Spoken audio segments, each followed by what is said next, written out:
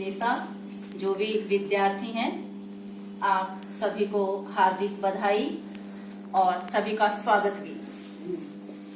जोरदार तालियों से अपने लिए, आचार्य महोदय के लिए और हमारे सभी साथियों के लिए। तो आज मुझे यूथ क्लब की ओर से स्वामी विवेकानंद पर बोलने के लिए कहा कि 5 मिनट में भी कुछ अपने विचार रखूं। तो इसमें आज जो युवा दिवस के रूप में मनाया जा रहा है, आप सभी को पता है कि संयुक्त राष्ट्र संघ ने सन 1985 में अंतर्राष्ट्रीय युवा वर्ष के रूप में मनाने का संकल्प लिया था और उसी आधार को देखते हुए हमारी भारत सरकार ने 12 जनवरी जो 1863 में जन्मे हमारे विवेकानंद, स्वामी विवेकानंद के नाम पर, उनके जन्म दिवस पर भारतवर्ष में युवा दिवस मनाने का संकल्प लिया और तब से आज तक युवा दिवस इसी तरह से मनाया जा रहा है। और इस युवा दिवस को मनाने का महत्व क्या है, मैं उसी ओर संकेत करूंगी। जीवनी आप सब पढ़ते हैं कि उनका जन्म 1863 में हुआ, उनके पिता विश्वनाथ थे, उनकी माता भुवनेश्वरी देवी थी, उन पर धार्मिक विचारों का कैसा प्रभाव पड़ा, आदि आदि बातें। लेकिन जब मैं बात करती हूँ युवा की और मेरे सामने युवा पीढ़ी बैठी है, तो मैं अपनी युवा पीढ़ी से आह्वान करती हूँ कि स्वामी विवेकानंद के आचरण से हमें संकल्प लेने की, सीखने की बहुत ही आवश्यकता है। वो किसी पद या प्रतिष्ठा के मोहताज नहीं थे। उन्होंने अपने आचरण से, अपने चरित्र गठन से किस तरह से विश्व स्तर पर एक तहलका मचा दिया, एक अपने विचारों से पूरे यूथ को, आज तक जो हमारा यूथ, आज तक जो हमारी युवा शक्ति उनसे प्रेरित होती है, वो न केवल उनके किसी पद या प्रतिष्ठा से होती है, वो उनके आचरण से होती है, वो उनके चरित्र निर्माण के गठन से होती है, वो उनकी देशभक्ति से होती है कि उन्होंने अपना सर्वस्व समर्पित किया इस माँ भारत के लिए। तो आप भी बच्चों देशभक्ति की भावना से ओतप्रोत होकर अपने चरित्र का गठन ऐसा करो कि उसमें कोई कथनी करने में अंतर ना हो। सत्य निष्ठा से आचरण क्या है, आचरण वास्तव में अगर आप आचरण की बात करें तो आप आचरण में क्या पाएंगे कि खान पान, रहन सहन। मैं भी जीएमएन कॉलेज में लेक्चर देके आई हूँ, तो मैंने विद्यार्थियों से प्रश्न किया कि बच्चों मुझे आचरण बताइए, तो उन्होंने अपने तरफ से आचरण की परिभाषा मुझे समझाने की कोशिश की। तो मैंने उन्हें बताया कि आचरण केवल मेरे कपड़े नहीं हैं, कपड़े तो विवेकानंद के साधुओं वाले थे, लेकिन विश्व स्तर पर पहचान कपड़ों से नहीं बनी उनके आचरण से बनी, उनके विचारों से बनी, उनके श्रेष्ठतम चरित्र गठन से बनी है उनकी पहचान। और उनकी देशभक्ति के लिए प्रेम और अपने देशवासियों के लिए जो करुणा का भाव था, जो अनुभूतियां थी, उससे उनकी पहचान बनी है। तो मैं आज की यूथ से, आज की युवा पीढ़ी से यह आह्वान करती हूँ कि बेटा अपने चरित्र गठन में, अपने चरित्र में किसी भी प्रकार का आक्षेप मत आने देना, झूठ मत बोलना, कभी भी सत्य निष्ठा से काम करना देश के लिए, अपने आचरण पर दाग ना आने देना। और देश की पहचान हमारे संतों की परंपरा से भारत की पहचान है, हमारे ऋषि मुनियों से भारत की पहचान है, क्योंकि उनका चरित्र गठन बहुत अच्छा था। आज जो हम भौतिकतावाद की बाहरी चकाचौंध में, चाहे वो कपड़ों की चकाचौंध हो, चाहे वो हमारे खान पान की चकाचौंध हो, हम जिस और विस्तृत गति से बढ़ते जा रहे हैं, उसका हमें त्याग करना होगा। हमें अपने भीतर के स्वाध्याय को, अपने आत्म तत्व को जागृत करने की आवश्यकता है। जो मैं आचरण की बात कर रही थी, आचरण कोई घड़ी का घूमना आचरण नहीं है। साइकिल के पहिए भी घूमते हैं, रेलगाड़ी के पहिए भी घूमते हैं, पेट्रोल डाल दिया जाता है, हम भी खाते पीते और चलते हैं। ये आचरण नहीं है कि हम दिनचर्या में एक यंत्र की भांति चले और चलते चले गए और जैसे भी हो आगे बढ़ने के लिए झूठ का, तंत्र मंत्र का सहारा लेते चले गए। हमें इन सब का त्याग करके यदि स्वचालित करना है तो अपनी विवेक शक्ति को जागृत करना होगा। और विवेक शक्ति से अच्छा क्या है, बुरा क्या है, विपरीत परिस्थितियां आएंगी, लेकिन विपरीत परिस्थितियों में भी झूठ बोलने का संकल्प कभी भी मत करना बेटा। और उसमें क्या होगा, वो आपका चरित्र गठन है। जिस दिन आप अपने चरित्र से गिर गए तो आप ही नहीं गिरते, ये देश भी साथ ही गिरता है, संस्थाएं भी साथ ही गिरती। आप जो कहते हो उसे करने का सामर्थ्य अपने भीतर पैदा करो, तो आपकी आकर्षण शक्ति, आपकी वाइब्रेशंस दूर दूर तक जाएंगी, आज पहचान नहीं देंगी। आप देखिए, विवेकानंद को 12 वर्ष तक भ्रमण करना पड़ा था देश को। किस तरह से अपने चरित्र का गठन करने के लिए तप और साधना पड़ा था। शिकागो में जाकर भी उन्हें किस तरह की विवशताओं का सामना करना पड़ा था, लेकिन वो अपने व्यक्तित्व से कभी भी डगमगाए नहीं। वही कारण था कि पूरा का पूरा हाल उनके बोलते ही किस तरह से शांत हो गया था। आज हमें ऐसे ही व्यक्तित्व की आवश्यकता है।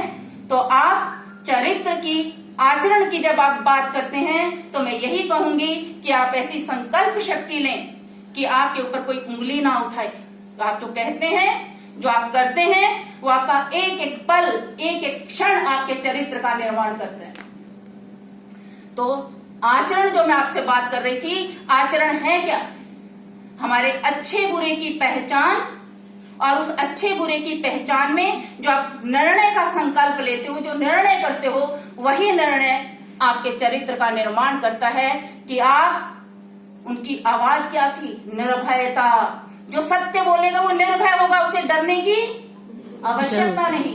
कोई कितने भी बड़े पद पर आसीन क्या ना हो, सत्य के सामने बड़े से बड़े को भी झुकना पड़ेगा। ईमानदारी से चलिए, सत्यता से चलिए, आत्मनिष्ठा से चलिए। कोई भी व्यक्ति आपका कुछ समय के लिए आपके लिए माया जाल बुन सकता है, लेकिन सत्य सारे माया जालों को तोड़कर अपनी पहचान, अपनी चमक हमेशा सामने रखेगा। तो उसके लिए आपको किसी के सामने झुकने की आवश्यकता नहीं है। निर्भयता, स्वतंत्रता, विवेकशीलता और आचरण गांठ बांध लो, यही आपके चरित्र का गठन करेंगे।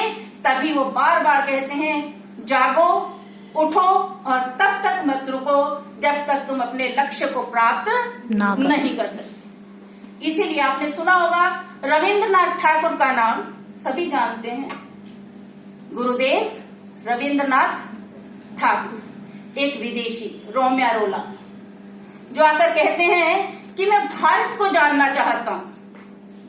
भारत को जानने के लिए उन्होंने क्या कहा? रोम्या, यदि तुम सच में भारत को जानना चाहते हो तो किसको पढ़िए? विवेकानंद को पढ़िए, उसको गहराई से पढ़िए, उस पर विचार कीजिए। तो आपको भारत भ्रमण करने की भी आवश्यकता नहीं पड़ेगी। आपके सामने समग्र भारत का चित्र जो है आपके मस्तिष्क पर उकेरा जाएगा। और आप जानते हैं कि रविंद्रनाथ ठाकुर के कहने पर रोम्या रोला ने विवेकानंद के संपूर्ण जो है साहित्य का गहन अध्ययन किया, और उसके बाद उनके ऊपर सबसे ज्यादा प्रचलित जो उनकी जीवनी है, रोम्या रोला ने लिखी। विवेकानंद पर जो उनके जीवन चरित्र को लिखा, वो रोम्या रोला ने लिखा। तो इस तरह से हम देखते हैं, गांधी जी कहते हैं कि जब मैंने विवेकानंद को पढ़ा और फिर उसको गहराई से समझा, पढ़ना अलग चीज है, एक रीडिंग लेना अलग चीज है। मैंने विवेकानंद को पढ़ा, फिर उसको गहराई से समझा, तो मेरी देशभक्ति की भावना 1000 गुना बढ़ गई। एक ऐसा व्यक्तित्व, हम गांधी जी को याद करते हैं, लेकिन किसके कारण, किन लोगों का प्रभाव? आप कलाम साहब की जीवनी पढ़िए, वो विवेकानंद के विषय में लिखते हैं। आज हमारे प्रधानमंत्री नरेंद्र मोदी क्या कहते हैं कि मेरे ऊपर भी किसका प्रभाव सबसे ज्यादा है? स्वामी विवेकानंद का। तो मैं कहना चाहती हूँ, एक ऐसा व्यक्ति, एक तरफ स्वामी दयानंद थे जिन्होंने मूर्ति पूजा के खंडन की बात की, लेकिन उन्होंने समन्वयवादी स्थापना करते हुए, विवेकानंद ने क्या कहा? वो भी विरोध करते थे शुरू में, लेकिन उन्होंने अपनी तर्क शक्ति से क्या कहा कि मैं, पहले वो विरोध करते थे, लेकिन जब परमहंस जी ने उनको क्या दिखाया, मूर्तिकार के पास ले गए और नरेन कहकर उसको अपने साथ खड़ा कर लिया। और नरेन को क्या कहा उन्होंने? उसको कुछ नहीं कहा, मौन रहे। मूर्तिकार से बात करते हैं, पूछते हैं, अरे भाई जरा बता, तू ये मूर्ति कैसे बना रहा है? तो मूर्तिकार ने क्या कहा, कह रहे जिसकी तू मूर्ति बना रहा है वो तो तेरे सामने है नहीं, फिर तू ये मूर्ति कैसे गढ़ रहा है। तो उस मूर्तिकार का जवाब क्या था, हाँ बाबा, मैंने उसको देख लिया था, उसकी छवि को अपने मस्तिष्क, मन, हृदय में अंकित कर लिया। अब जब मैं उस छवि को अपने भीतर उकेरता हूँ तो मेरे हाथ उसी छवि को उकेरते चले जाते हैं और ये मूर्ति गढ़ जाती है, बिल्कुल वैसी गढ़ जाती है। अब उन्होंने नरेंद्र के तर्क का उत्तर नहीं दिया, लेकिन वो समझ गए कि इन्होंने मेरे प्रश्न की जो जिज्ञासा थी उसको शांत कर दिया। और जब महाराजा मंगल के पास अपने भारत भ्रमण के दौरान विवेकानंद पहुंचते हैं तो वहां पे महाराजा मंगल भी इस बात का प्रतिकार करते हैं, विरोध करते हैं, वो मूर्ति पूजा को नहीं मानते। और उन्हीं के उस बैठक, जिसको आजकल हम ड्राइंग रूम कहते हैं, वहां पर वो बैठे थे और उन्हीं के उस बैठक में उनके पिता का एक बहुत बड़ा चित्र लगा हुआ था, जिसको आप पेंटिंग कहते हो, लकड़ी के ऊपर उकेरा हुआ एक चित्र था। तो बातचीत में उन्होंने बड़ी विनम्रता से महाराज मंगल को कहा कि ठीक है, आप मूर्ति पूजा को नहीं मानते, आप एक काम कर दीजिए, आप खड़े हो और इस चित्र पर थूक दें, क्योंकि तो लकड़ी है, रंग है, कागज है, इस पे क्या फर्क पड़ता है, आप थूक दे। कहते नहीं नहीं, ये तो मेरे पिता का चित्र है, ये तो मेरे पिता का चित्र है। तो कहते कि जैसे आपकी आस्था इस चित्र में हम अपनी फोटो में लगाते हैं, लेकिन हम मूर्ति को नहीं मानते, क्योंकि जब हम मूर्ति की बात करते हैं, मूर्ति में भी आस्था होती है, श्रद्धा होती है, लोगों का प्रेम होता है, लोगों का विश्वास होता है।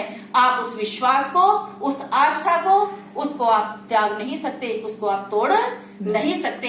ये विवेकानंद ने जाना था। तो हम ये मान के चलें कि उन्होंने अपनी जो भी बात की, और मंगल, जो महाराजा मंगल थे, वो सोचने के लिए भी कहते नहीं नहीं, मैं इस पर थूक नहीं सकता, क्योंकि ये मेरे श्रद्धा मई मेरे पिता हैं। कहते इस चित्र में क्या है, वो तो पंच तत्वों से बने थे और पंच तत्वों में विलीन हो गए। तो यहाँ पे कहाँ है आपके पिता, थूकिए आप इस पर, क्या कष्ट है आपको। वो थूक नहीं पाए थे। तो उन्होंने साबित किया, क्योंकि उनके दिमाग में वही परमहंस जी की बात थी जो मूर्तिकार के सामने उन्होंने उन्हें समझा दी थी कि किस तरह से हमारी नस नस में, हमारे हृदय में, हमारे मन में, हमारे मस्तिष्क में वो छवियां अंकित हो जाती हैं। वही छवि लेकर, वही तर्क लेकर जब वो जान गए, क्योंकि उन्होंने ऐसे नहीं माना था। उन्होंने क्या कहा था, परमहंस जी से मिलने पर भी उनका सबसे पहला प्रश्न क्या था कि क्या आप ईश्वर को जानते हैं, क्या आप ईश्वर को जानते हैं। तो परमहंस जी ने क्या कहा था, हाँ मैं उस ईश्वर को जानता हूँ। वो कहते कैसे, कहते जैसे तुमको मैं जानता हूँ ऐसे ही मैं ईश्वर को भी जानता हूँ, जैसे मैं तुमसे बात कर रहा हूँ ऐसे ही मैं ईश्वर से भी बात कर सकता हूँ। और जब उन्होंने देखा तो वो जान गए कि यही मेरे आध्यात्मिक गुरु हो सकते हैं, क्योंकि वो इतना भटक रहे थे इस प्रश्न का जवाब लेने के लिए। और उनके भौतिक के प्रोफेसर ने बता दिया था कि आपको यदि कहीं पर आपके प्रश्नों का नरेंद्र जवाब मिल सकता है तो एक काली के मंदिर में राम कृष्ण है, वही आपके प्रश्नों का उत्तर दे सकते हैं। तो हम कहने को बहुत कुछ है, लेकिन मुझे सुनीता जी ने बोला था कि आपको मैडम 5-7 मिनट बोलना है। अभी मैं 1 घंटा बोल के आई हूँ इसके ऊपर, तो बोलने के लिए मेरे पास बहुत कुछ है। 1 घंटे के बावजूद भी बहुत कुछ छूट गया, क्योंकि मेरी भी उनमें बड़ी आस्था